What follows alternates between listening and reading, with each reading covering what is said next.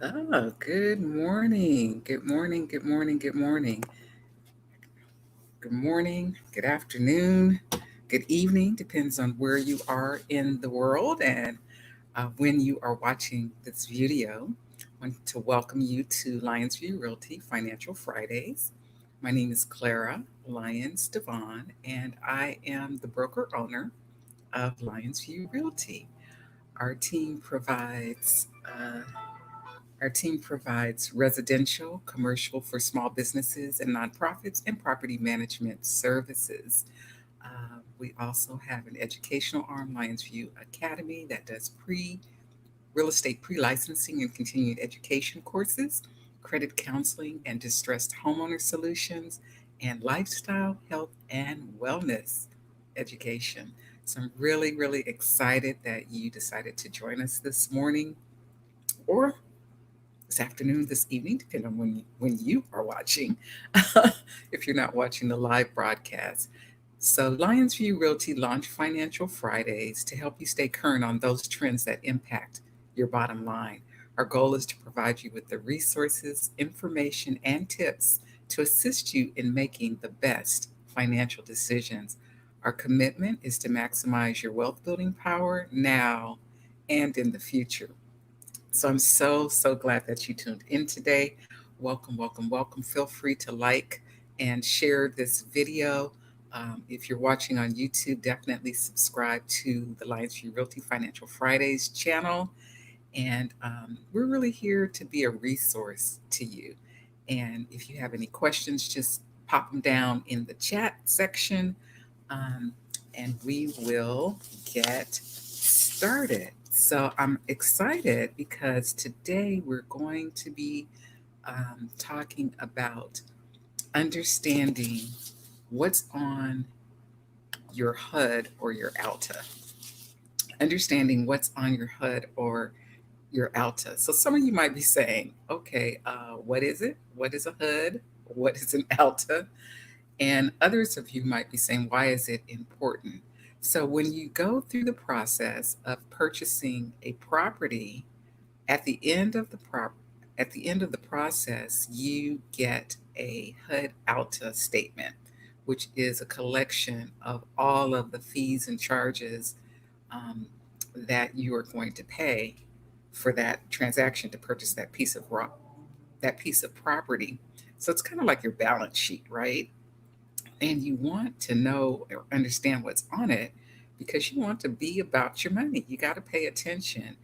You don't want any financial surprises, and you don't want to pay more, and you don't want to receive less than what's expected. In order to do that, you really need to understand the numbers that are on your settlement document. And those numbers, they should not be a surprise when you close on your house, and they should not be a mystery. Like you really need um, to understand what's there. So even before you get started, there are three people who are going to generate an invoice or a bill to you, right? Three people who are going to invoice a bill. One, the first person will be your real estate professional. So your real estate professional should give you a buyer agency agreement. And on that buyer agency agreement, it'll say what the terms are of your relationship, what they're expecting for their commission for servicing you, and how much you're going to pay them. So it shouldn't be, and those figures will be on the final settlement sheet. So that should not be a surprise. The other person who will give you an invoice, so to speak, is your lender. Your lender is going to give you what's called a good faith estimate. And that good faith estimate is based on the amount of money that you are eligible to pay. So let's say if you qualify for $250,000 loan, that lender is going to give you a good faith estimate that will tell you all the fees that are associated with that good faith estimate. So, number one, your realtor, they're going to give you a buyer agency agreement that tells you what their fee is for their services. The lender is going to give you a good faith estimate for the estimated charges for doing that loan for you. And the third person that will give you an upfront bill is the title company. So once you select the title company that's going to guarantee that you have clear title to that property, they are also going to give you an invoice of what their services are going to cost. So all of those are the upfront costs. So you know from your realtor, from your lender, from your title company, what you're expected to pay for their services. The next cost to expect are during the transaction, and those are your out of pocket costs. So any vendor that you employ, the home inspector, the appraiser, any repairs that you have done on the property, if you got a home warranty, all of those are covered in previous videos, and you can go on to Lyonsview Realty Financial Fridays on YouTube to get an overview of the process for the before and the during and the home inspection process. I'm not going to go into much detail about that today, but we want to get to the grit, the cost to expect once you get to settlement. What do you expect to see on that HUD or on that ALTA, right? What do you expect to see on that HUD or that ALTA? And what's the difference? I keep saying HUD, ALTA. HUD is if you're paying cash for the property. ALTA is if you're doing a loan. So HUD, you're paying cash for the property, you'll get a HUD statement. If you are financing the property, you will get an ALTA statement. And that statement has various different things. So most importantly, it's going to say how much money the property is selling for. That's first and foremost. How much you're selling it for, how much the buyer is paying for the property. That's front and center. If you're a buyer, it's going to tell you the loan amount that you are getting on that property, right? So just the basic financial information. You'll have all of the parties to the transaction. So when you go back later and you want to remember who was my realtor, what title company did I use, what lender did I use, all that information is on your HUD or your ALTA statement. So you want to save it, put it in your file so you have that for later. Also, what's on that HUD or that ALTA is your fee for services. And these are fees that are related to the sale. So you have your title fees. Title insurance is probably one of the larger costs. It doesn't matter what title company you use for title, the title insurance is mandated by the state. That cost will not vary from title company to title company. What will vary is what I call the miscellaneous fees, the wires, the notary, what they charge you to print documents. All of those things, miscellaneous fees, are different and vary from title company to title company. But the title insurance is mandated by the state. It should be the same no matter what title company you use. So that's one fee you will definitely see on your HUD or ALTA statement. Those lender fees, what was on that good faith estimate when you started the process, should be on, within plus or minus 10% on your final HUD or ALTA statement. So whatever mortgage service fees, what your lender is charging you, whatever points they're charging you, whatever their miscellaneous fees they're charging you, all of those fees should be on your ALTA or your HUD statement. Your commission fees. So remember up front, your realtor gave you an agency agreement, whether you were the buyer or the seller, that told you what they were charging you to do this transaction, handle this transaction for you. Those fees, those commission fees, will be on your HUD or your ALTA statement.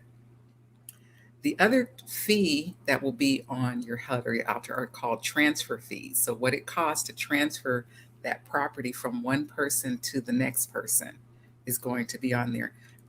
These can be estate tax fees, they can be out-of-state tax fees, and there's something called a transfer fee. So all of those fees will be on your ALTA HUD statement. The next type of charge that will be on your ALTA or your HUD statement are called prorations. And prorations are those things that are already paid for by one party that are going to be reimbursed based on the close date. So what does that mean? If we close today, and I have a settlement today that I'll be doing right after I leave here, If we close today, that is the marker. But let's say I paid my taxes for the entire quarter, through the end of the month. So I've paid for, um, I don't know, 15 days that I need to get reimbursed for.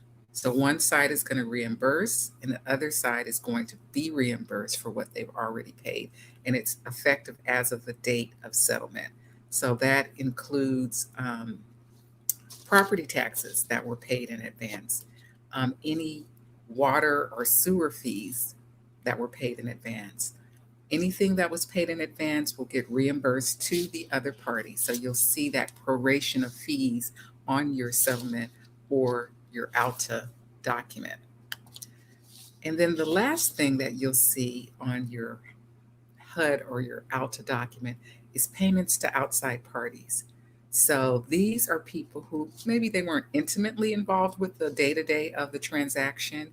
And that kind of falls into two categories: mandatory payments or voluntary payments. So a mandatory payment are the ones that I talked about: the transfer fees, the estate tax.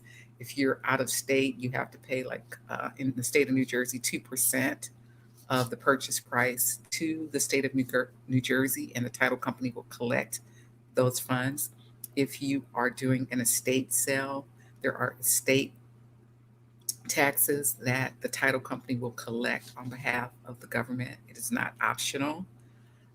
So any liens or judgments to the property, like your income tax, if you owe money and they lien that property, that is a mandatory disbursement. So that has to be paid at settlement. If you are part of a homeowners association, so your property has a homeowners association where you pay homeownership dues, the transferring of that homeowners association document from one party to the other it's a mandatory fee. If you have late fees, that's a mandatory fee that will be deducted at settlement. Utilities, any unpaid bills that you have for water or for sewer is mandatory. That will be deducted. It will be paid as a payment to an outside entity to the utility company at settlement. So you'll see that on there. Your insurance, the lender will take 1 year's payment for insurance up front. That will be on your settlement statement. If you have a mortgage insurance, and mortgage insurance now is running a minimum of about $5,000. So if you're putting less than 3 to 5% down, if you're not doing a conventional product, you have to pay mortgage insurance. That's a mandatory fee that gets paid to the lender at settlement. Any condition on your loan by the lender. So let's say the lender says your debt to income ratio is too high. So you need to pay off or pay down some of your credit to get it to a certain level to be in the right ratio for the lender to give you this loan. That's a mandatory payoff, and that will be on your settlement statement. Um, if you didn't pay it prior to settlement. So that could be on there.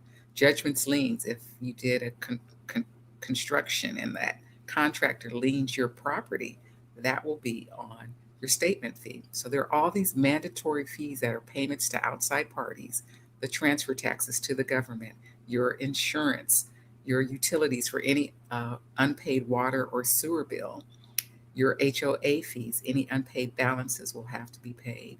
Any judgments or liens against the property for income taxes will have to be paid. And also any judgments or liens from any other outside property or conditions by the lender. Those are the mandatory side. Then you have the voluntary side of payment fees to outside parties. So let's say you hired a contractor, and that contractor wants graciously did some work on your property, and they said, okay, once the property closes at settlement, you can pay me out of the proceeds of your sale, Mr. Seller. So their fees that for that vendor would be on your settlement statement. If you purchased a home warranty and you didn't pay it in advance, you want the home warranty, or the seller is paying for a home warranty for you as the buyer, that fee or that charge will be on your settlement document. Any payments to outside contractors and any payments to creditors, people that you might owe. So let's say you personally just want to pay down some debt, that will be there. Also, I forgot to mention on the mandatory side, for certain utilities, they may hold back a portion of money. So let's say by settlement, they're unable to get that final payoff bill for sewer or for water. The title company will hold a certain amount of money in escrow. That's They'll hold that money in escrow, and that money will be held to pay off that debt in the future. So you have your mandatory fees, your designated fee, all those are payments to outside properties. So what do you expect after settlement, or actually during settlement? You want to go through that document. You want to make sure that your prorations, those splits between the parties, for reimbursements is correct. You want to make sure all of the fees are correct, all of the commissions that you're paying to the lender, to the title company, to the the real estate professional, all of those are correct. You want to make sure any of those payments to outside parties, your transfer tax, your insurance, your vendors, your HOA fees, mandatory or the voluntary fees that you're paying to an outside party, you want to make sure all those numbers are correct. And that debit and credit, that balance sheet at the end will tell you how much money as a buyer you're bringing to the table at settlement and how much money as the seller you are receiving. We hope you're receiving money. There are cases where the seller has to bring money to the table as well. But that HUD ALTA is your balance sheet, and you need to understand all those three categories of cost associated with that document. And then there's one bonus. You have cost to expect after settlement. So let's say the title company collected that escrow, and you might get a refund because there's been an overpayment. So any escrow that's held by the title company, by law, they have to reimburse you for any overpayments, whether that's on the buyer side or the seller side, money that they collected for utilities and the bill came in lower. You get that money back. Money that they collected for a vendor and the bill was lower, you get that money back. If the lender made an error and something came in for less money, you'll get a check in the mail. So you will get money back for any overpayment that's done at settlement. Also, the other thing that you can expect after settlement are escrow payments. So that lender collected 2 months, 3 months, 6 months of taxes to pay for you on your behalf as part of your escrow payments. So you can expect that your taxes are going to be paid by the lender if they collected it during settlement, and it'll be on your settlement sheet. You can expect that lender or that title company to make that payment for that first tax payment on your behalf. So you want to check to make sure all of these things are done. So the HUD, understanding what's on your HUD or your ALTA should not be a mystery. It should not be difficult. It's a plus and minus system. If you have any questions, the title company is there to assist you. They are very helpful. Your real estate professional is there to assist you. They are very helpful. The lender is there to help you. They are very helpful, and they have charged you for their services. So ask any questions that you might have about your HUD. Remember, HUD, you're paying cash. ALTA, you are getting a loan for the property. Whatever is on that settlement sheet, um, that information. So if you have any questions, you can post those in the chat section. It's a very, very simple process. It shouldn't be a mystery. It shouldn't be a surprise. You should kind of know what your numbers are going in. You should have that check, which should be certified funds. Certified funds. You cannot bring a personal check. And you can always make that check for more than the amount. If you're not quite sure, the title company will reimburse you the day of settlement with a check back to you if you brought in, if your closing check is too much money. And they also will disperse checks that day. And that's the happy day. It's payday for the seller, it's payday for your real estate professional, for all of the exceptional work that they've done for you over the course of the transaction. So I want to just thank you. If you have any questions, you can put those in the chat. And so, yeah, that's basically that's basically it. Easy peasy, right? So be sure to check out your numbers. It's there to make sure that you are not overpaid, that you don't overpay, and that your numbers are correct. So Financial Fridays is here to really assist you in making the best financial decisions. And we're here as a resource to you. So remember to like and share this video and subscribe to the YouTube channel, Lyonsview Realty Financial Fridays. You can post any questions that you have. And if you have suggestions for other topics that you want information on, um, be, uh, be sure to post that information as well. We're here to assist you, to provide you with resources, information, and tips and trends that impact your bottom line. So I hope you received something of value today. My name is Clara Lyons-DeVaughn. I am with Lyonsview Realty. I'm the broker owner. And if you're interested in a career in real estate, or you need assistance with your next real estate transaction, or you have a real estate situation, and you just need some advice, feel free to contact me. The information is scrolling across the bottom, contact information, or info@lionsviewrealty.com. More than happy to assist you. You can message me on social media as well. So, as always, sending love and light and prayers out to anyone who has lost a loved one in this season. If you have anyone in the hospital for any reason, or you're experiencing the distancing, the impact of physical distancing, and to all of our essential employees, our healthcare providers, transportation, food, police, fire, and especially our leadership. Just want to send love and light out to you. I want to encourage everyone to take care of yourself, take care of your family, and stay safe, right? Practice social distancing, wear your mask. Yes. My name is Clara Lyons-DeVaughn. Financial Friday streams on Facebook and YouTube every Friday at 9:30 a.m. Eastern Standard Time. You can join us again next Friday at 9:30 a.m. Until then, keep living your best life. Thank you for joining.